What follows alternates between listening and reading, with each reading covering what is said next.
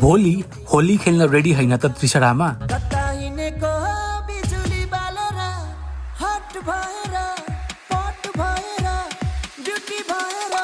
आज तपाईहरुलाई लाजिमपाटको त्रिशरामा होलीको लागि के तयारी भइराछ एक्सक्लुजिभ देखाउँदैछौं। त्रिशरा टिमले चाहिँ होलीलाई एकदम नै सिरियसली लिएर सबैलाई राम्रो कलरफुल एक्सपिरियन्स दिने मोटिभमा बब्बाल डेकोरेसन भइराछ।